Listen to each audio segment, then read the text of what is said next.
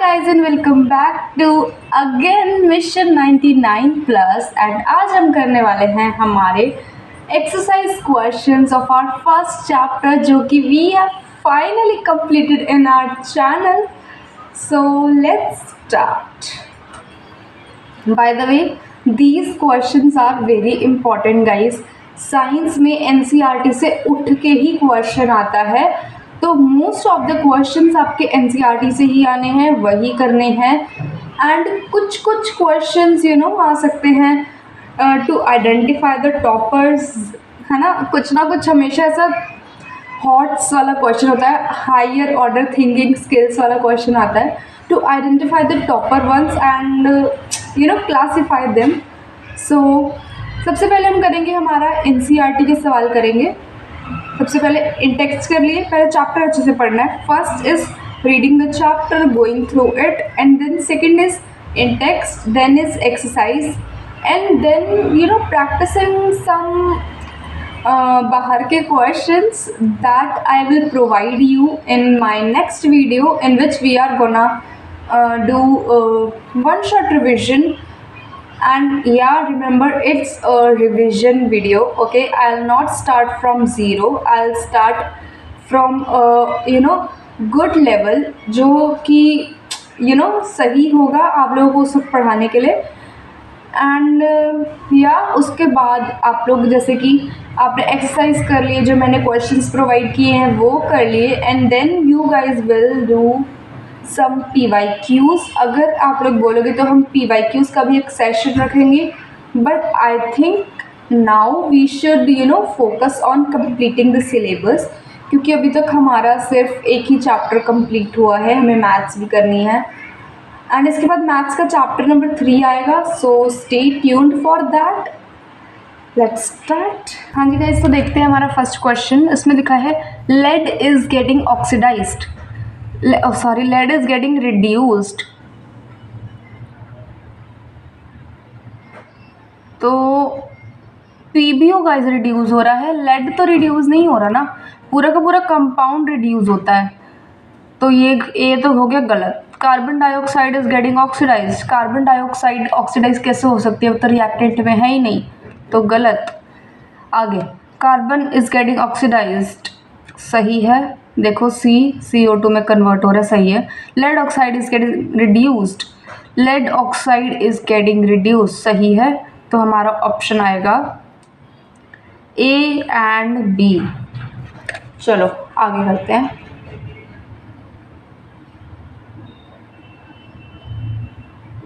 इतना आसान क्वेश्चन आ चुका है, और अगर ये किसी का गलत आया तो अपने मुँह पे एक छाता लगा लेना. सच्ची में मैं तो लगा नहीं सकती, तुम खुद को लगा लेना. देखो Fe2O3 प्लस में twice of aluminium will give Al2O3 plus में Fe. अब एक सिंगल मेटल एक कंपाउंड को, उसमें से ही एक आयरन के एल्यूमिनियम आयरन के कंपाउंड में से उसी को ही डिस्प्लेस कर रहा है.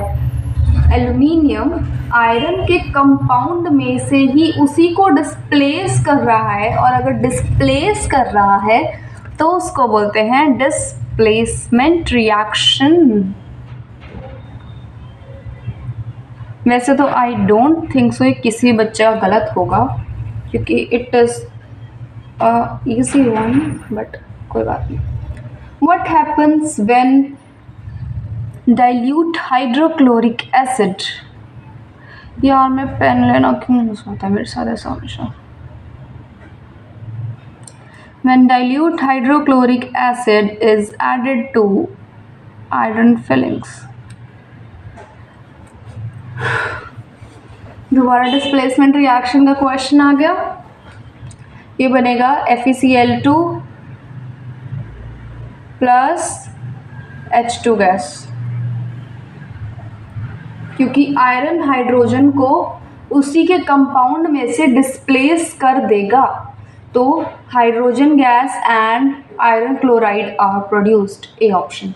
Next, what is a balanced chemical equation? Why should a chemical equation should be balanced?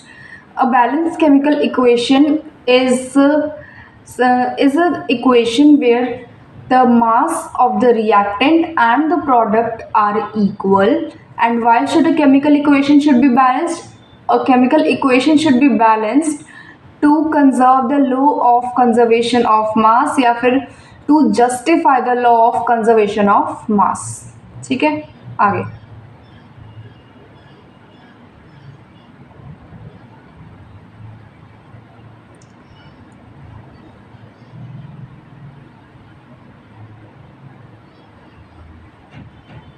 Translate the following statements into chemical equations and then balance them. Hydrogen gas combines with nitrogen to form ammonia. And ammonia बहुत सारे बच्चों को नहीं पता होगा.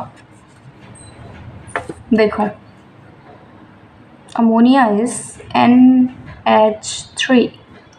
सबसे पहले एक बात बता देती हूँ, अगर you guys have solved all these questions and you have any doubt या फिर you have not perfection solving this, then watch this and जो क्वेश्चन बहुत अच्छे से हो रहा है उसको स्किप करो, ये मत देखो और कुछ पढ़ लो, ठीक है. ऐसे टाइम नहीं वेस्ट करना अपना. आगे, hydrogen gas combines with nitrogen gas to form ammonia. अब लेट्स सी रिएक्टेंट साइड पे सबसे पहले हम देखते हैं डिफरेंस कितने कितने का है. हाइड्रोजन को देखते हैं सबसे पहले. रिएक्टेंट में 2, प्रोडक्ट में 3, मतलब कि 1 का डिफरेंस. अब नाइट्रोजन रिएक्टेंट में 2, प्रोडक्ट में 1, मतलब कि 1 का डिफरेंस. दोनों में 1 का डिफरेंस है, कोई भी पहले कर लेते हैं. पहले नाइट्रोजन को करते हैं. रिएक्टेंट में 2 नाइट्रोजन है, प्रोडक्ट में 1 है, तो हम इसको 2 से मल्टीप्लाई कर लेते हैं. बिल्कुल बेसिक से नहीं समझाने वाली हूँ मैं, टेबल बना बना के, ठीक है. आगे, अब हम हाइड्रोजन को देखते हैं. रिएक्टेंट में 2, प्रोडक्ट में 6, तो क्या करें, रिएक्टेंट में 3 मल्टीप्लाई कर दो, हो गया. आगे, hydrogen sulphide gas burns in air to give water and sulphur dioxide. अब मोस्ट ऑफ द बच्चा will confuse in burns in air. Burns in air means in O2. मैं भी कंफ्यूज हो गई थी 1 मिनट के लिए. Is O2. Next, hydrogen sulphide is H2S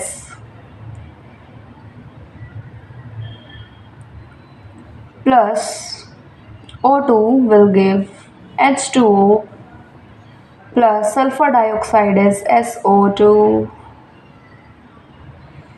अब सबसे पहले हाइड्रोजन को देखते हैं.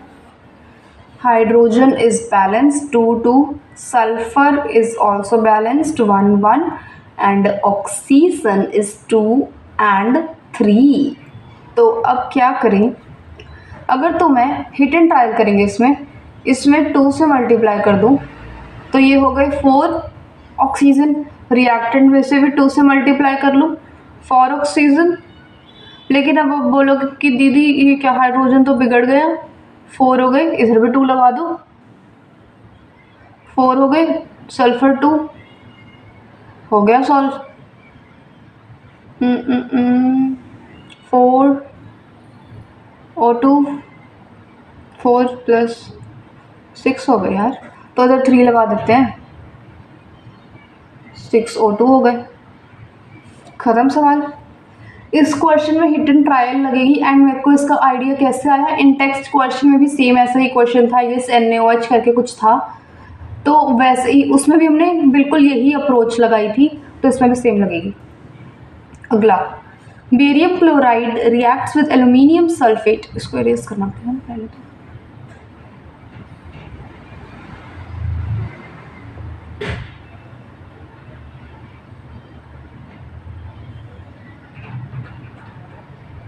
सबसे बोरिंग काम इरेज करने का ही है.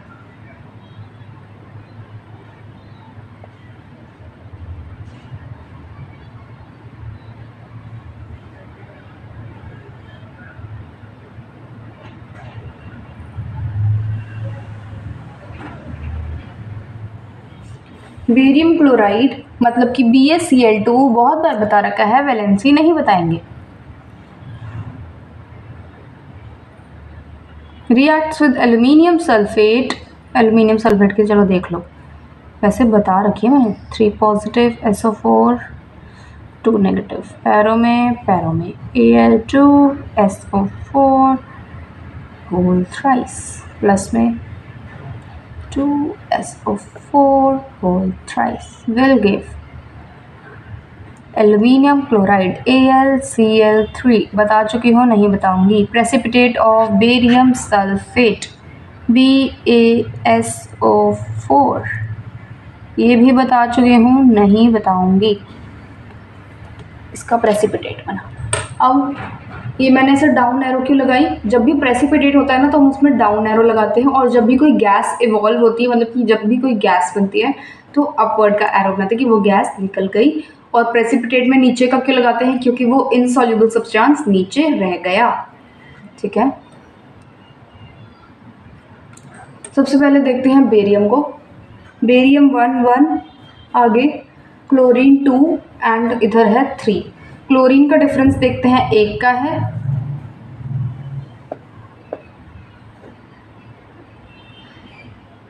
अब एल्यूमिनियम देखते हैं, 2 एंड 1। एल्यूमिनियम में भी 1 का डिफरेंस है।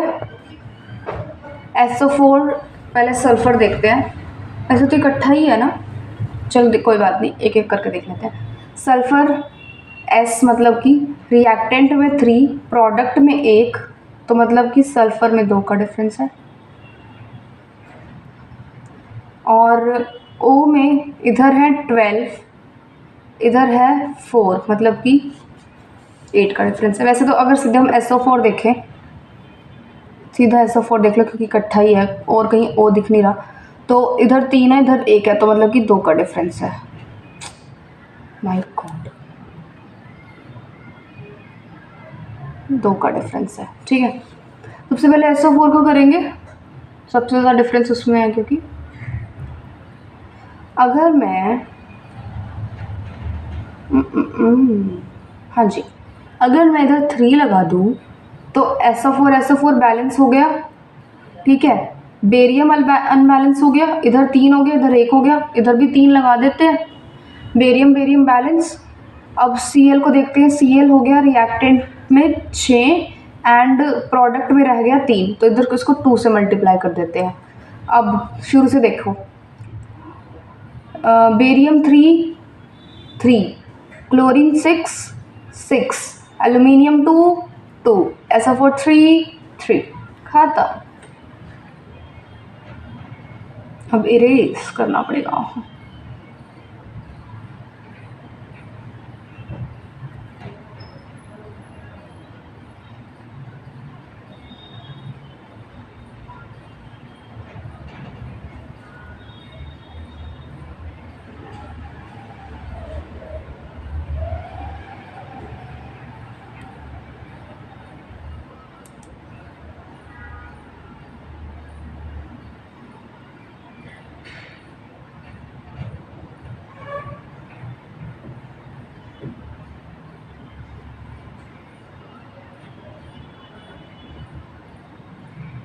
Why it is getting zoomed?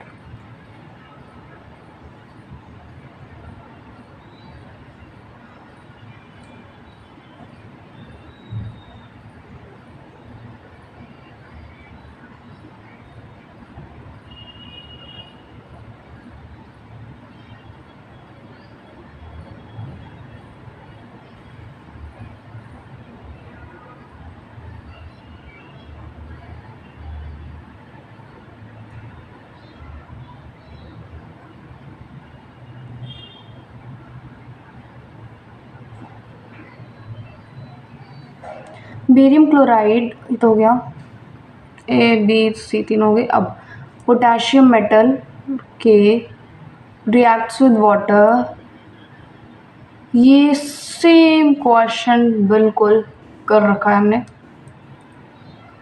KOH plus H2। ये है भाई होमवर्क, क्योंकि ये वाला क्वेश्चन मैं अपने सेकंड वीडियो में करवा चुकी हूँ। बस इधर K की जगह Na था, और ये मत बोलना Na और K में फ़र्क है, दोनों की वैलेंसी सेम है, बिल्कुल रिएक्शन सेम होगा, नहीं बताने वाली है मैं।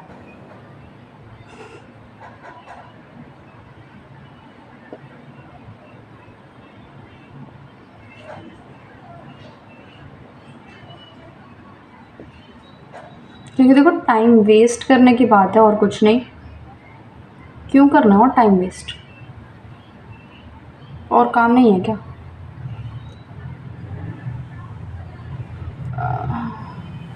क्या बढ़िया इक्वेशंस दी हैं, ऐसे करके मेरे को लिखना नहीं पड़ेगा ज़्यादा। कितना जूम है भाई, इतना ही होगा।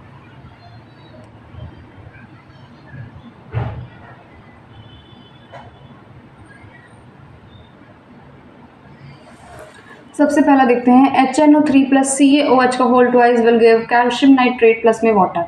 सबसे पहले देखते हैं हाइड्रोजन को। रिएक्टेंट में है 3, प्रोडक्ट में है 2। रिएक्टेंट में है 3, प्रोडक्ट में है 2, मतलब कि हाइड्रोजन का डिफरेंस इज ऑफ 1।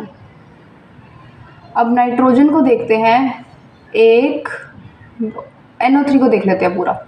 NO3 1, इधर 2, NO3 का भी डिफरेंस एक ही है।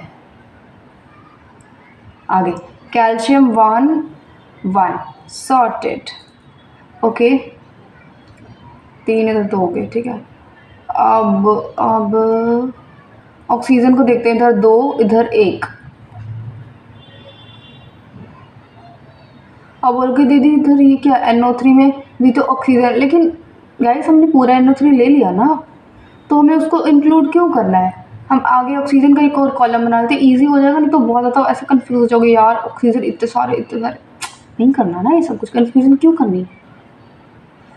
आगे OH O2 हो गए, इधर हो गया 1, ठीक है। कुछ भी बैलेंस पहले कर लेते हैं। पहले हाइड्रोजन को कर ले, 3 है इधर 2 है। पहले चलो NO3 को करते हैं। प्रोडक्ट में 2 है, रिएक्टेंट में 1 है, तो इधर 2 से मल्टीप्लाई कर देते हैं। अब हाइड्रोजन 2 2 4, इधर 2 हाइड्रोजन 2 2 4 4 हाइड्रोजन, रिएक्टेंट में प्रोडक्ट में 2, इधर भी 2 से मल्टीप्लाई कर दो, 4 4। रिएक्टेंट में 2 हाइड्रोजन, रिएक्टेंट में 4 हाइड्रोजन, प्रोडक्ट में भी 4 हाइड्रोजन। NO3 रिएक्टेंट में 2, प्रोडक्ट में भी 2। Calcium 1 calcium 1। अब O को देखते हैं, 2 2 बैलेंस होगी इक्वेशन। अगला NaOH plus H2SO4 Na2SO4 plus में H2O। Na 1 1 नहीं, Na 2 हो गया ना, Na में 1 का डिफरेंस। अब O देखते हैं, रिएक्टेंट में है 5, या फिर एक और आइडिया मेरे पास, अगर हम H2SO4 करें तो इजी रह जाएगा ना क्वेश्चन। SO4 1 1 मतलब कि बैलेंस्ड। अब O को देखते हैं, 1 1 बैलेंस। हाइड्रोजन रिएक्टेंट में 3, प्रोडक्ट में 2, मतलब कि 1 का डिफरेंस। पहले Na को बैलेंस करते हैं, 1 रिएक्टेंट में 1, प्रोडक्ट में 2, इधर 2 से मल्टीप्लाई कर दो, Na हो गए। अब देखते हैं आगे, Na सॉर्टेड। अब आगे ऑक्सीजन को देखते हैं, 2 और इधर 1, तो इधर भी 2 से मल्टीप्लाई कर दो। हाइड्रोजन इधर कितने हो गए, 4 2 और 1 ये और 2 4, इधर भी 4। ऑक्सीजन इधर 2 इधर भी 2। SO4 तो सॉर्टेड था ही, हो गया। आगे sodium chloride plus silver nitrate will give silver chloride plus sodium nitrate. Na ठीक है, chlorine sorted, Ag sorted, NO3 sorted, पूरा का पूरा सॉल्ट इक्वेशन दिया है। अगला BaCl2 barium chloride plus sulphuric acid will give barium sulphate plus hydrochloric acid. Ba sorted, Cl नहीं है सॉर्टेड। Cl में 1 का डिफरेंस, इधर 2 है इधर 1 है। H2SO4 में, SO4 में ब्रैकेट लगा लो, SO4 पूरा देखेंगे।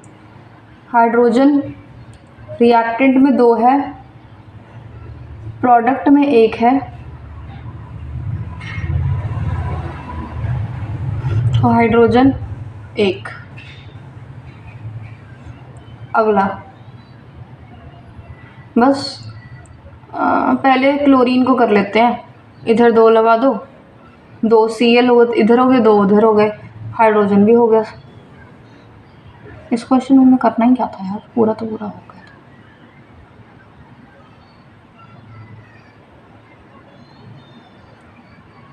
Ca, oh my god, NCERT से उठा के दे दिया। OH का whole twice plus CO2 will give CaCO3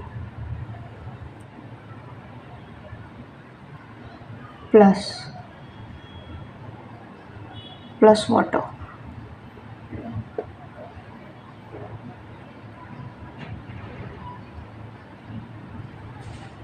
CaC sorted, O reactant में है 4, इधर है 4, एंड हाइड्रोजन रिएक्टेंट में है 2, इधर भी 2, कार्बन 1, पूरी की पूरी सॉल्ट रिएक्शन है। और आई थिंक क्वेश्चन में आगे भी कुछ और था। Right the balanced chemical equation for the following, बस बैलेंस ही लिखनी थी, ये तो पूरी की पूरी बैलेंस ही दे रखी है। Zinc plus silver nitrate is AgNO3 will give zinc nitrate ZnNO3 whole twice plus Ag। इधर 2 लगा दो, इधर भी 2 लगा दो, हो गई।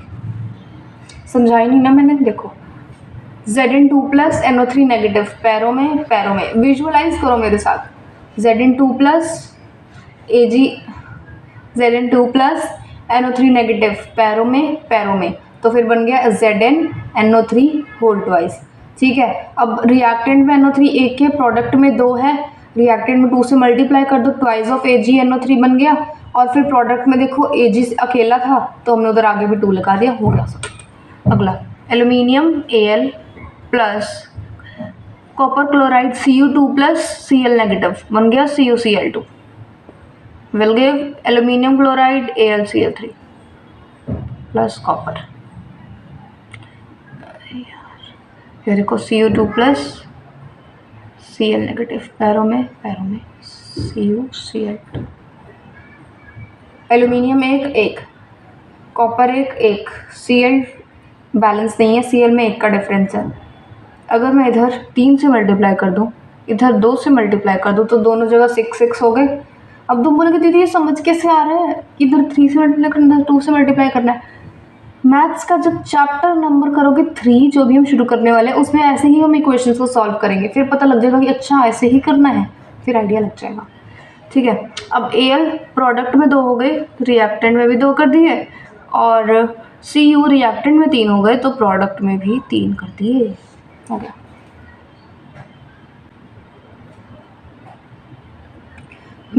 Barium chloride BaCl2 plus potassium sulphate K2SO4 will give barium sulfate BaSO4 plus KCl। BA sorted, Cl sorted नहीं है, Cl में 1 का डिफरेंस। ठीक है,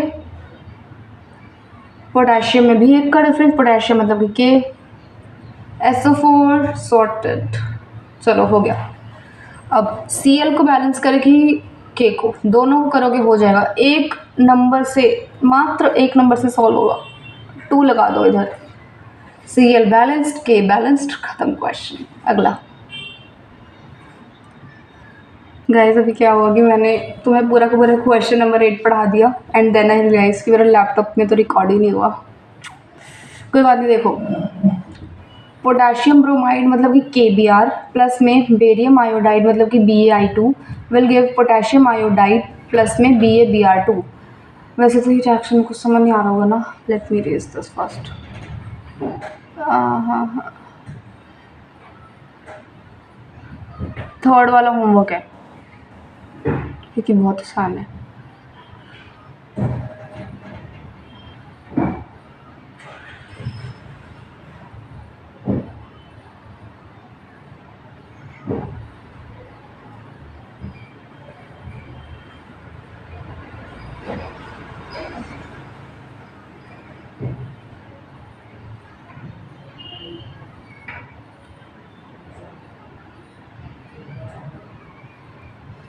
पोटेशियम ब्रोमाइड मतलब कि KBr, K positive Br negative, plus barium iodide Ba2 plus I negative Bi2 will give potassium iodide K positive I negative plus barium bromide, ये bromide इधर आएगा, Ba2 प्लस Br नेगेटिव तो BaBr2।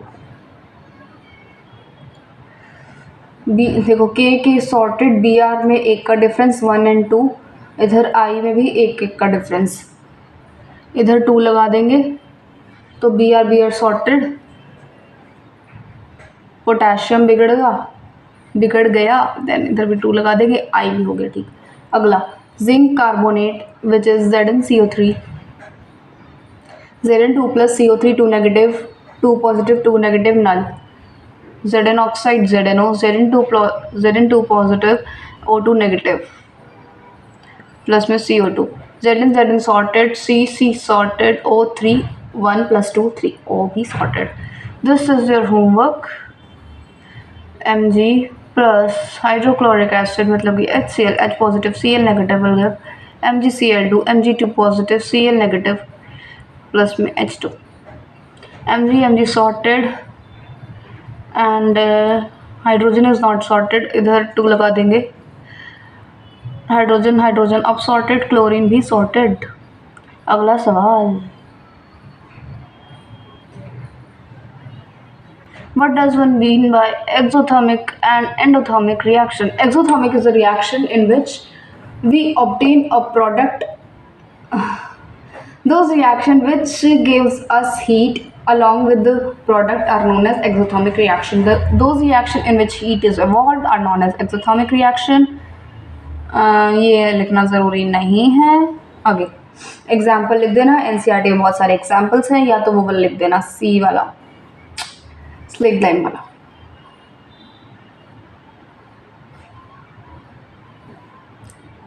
Endothermic reaction, those reaction which absorb heat in the form of electricity, heat and light. Why respiration is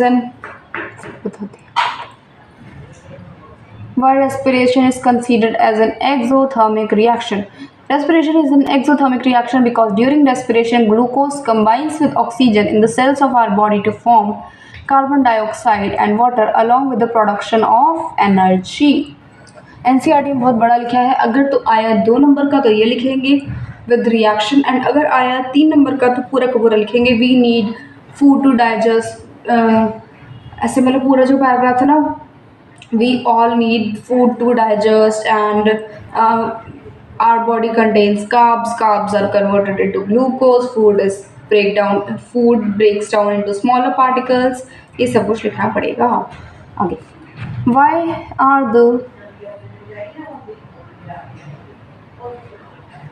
why are decomposition reactions are called opposite of combination reaction? In combination reactions, reactants combines to form a product, and in decomposition reaction we provide some energy by our own to decompose or to dissociate a reactant into many products. In decomposition reaction, a single product compound breaks down to produce 2 or more simpler substances. आगे while in combination reaction 2 or more substances simply combine to form a new substance. Guys बहुत आसान है, कुछ नहीं करना। Write one equation, NCERT में से लिखेंगे।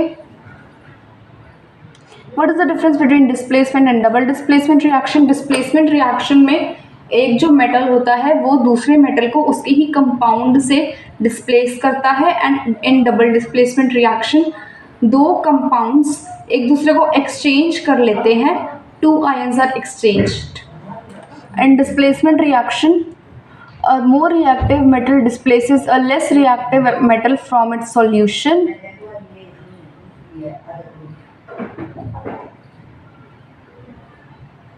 In double displacement reaction, 2 reactants in solution exchange their ions.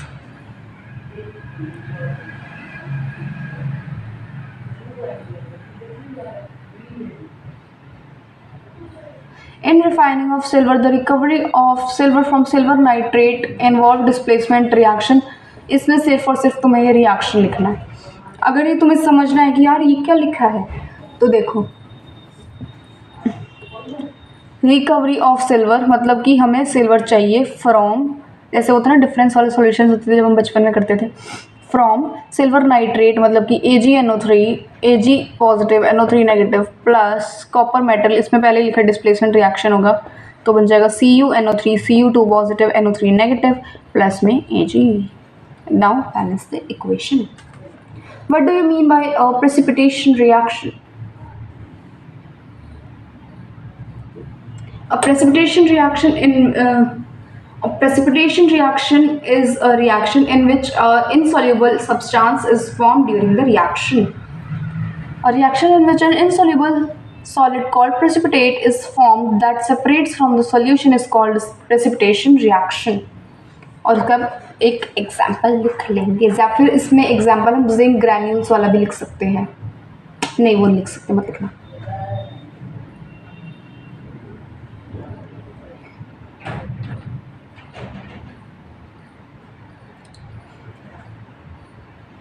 Oxidation, addition of oxygen, इसमें लिखा है explain the following the terms of gain और loss of oxygen.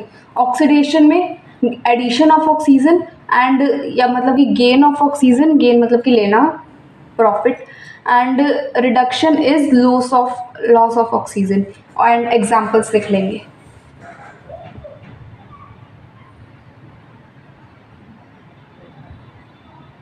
Removal of oxygen.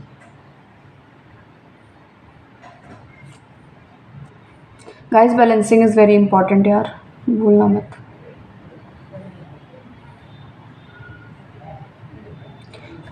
A shiny brown colored compound X on heating in air becomes black in color. Name the compound X. अब जब हम इसको ये याद रखना है, इसलिए रिएक्शंस आर वेरी इंपॉर्टेंट, इनको याद रखना है. और मेनली जो कलर्स हमें NCERT में बता रखे हैं वो तो करने ही है याद. आगे,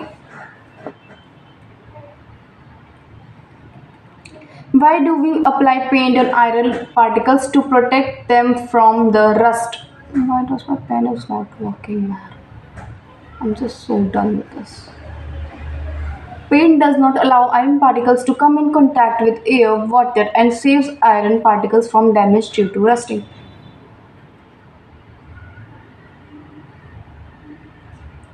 Oil and fat containing I just can't scroll. देखो कोई बात नहीं, मैं बिना लिखे समझाऊंगी तुम्हें.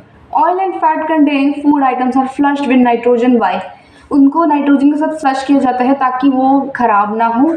To keep food items fresh and safe from getting oxidize, क्योंकि nitrogen is an antioxidant gas.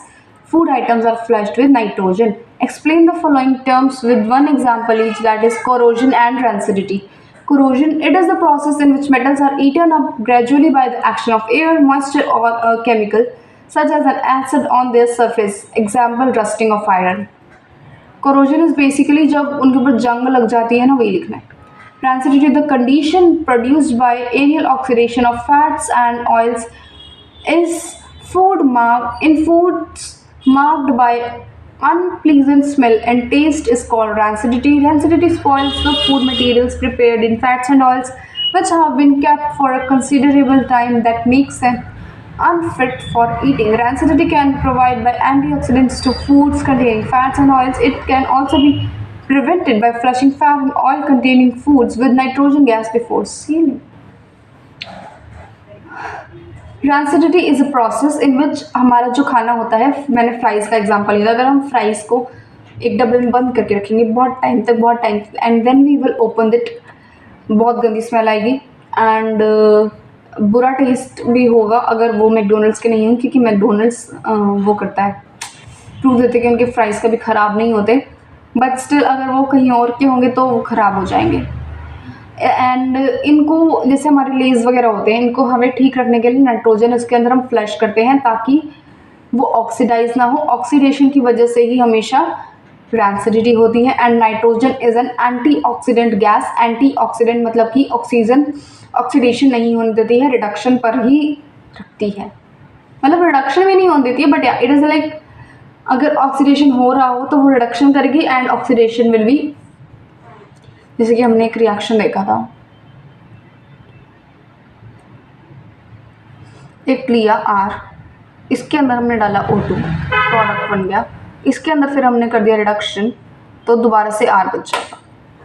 ये हमने एक रिएक्शन देखी थी हमारी NCERT में थी, मेरे को बिल्कुल आइदर CU करके कुछ था इसमें, आई रिमेंबर लाइक ऐसा था, CU प्लस में O2 बन गया CU, फिर उसके अंदर हाइड्रोजन डाल दिया तो दोबारा से CU बन गया, प्लस में H2 गैस बाहर आ गई, ऐसे ही कुछ था, प्लस में H2 बाहर आ गया एंड इधर CU प्लस में O2 कर दिया।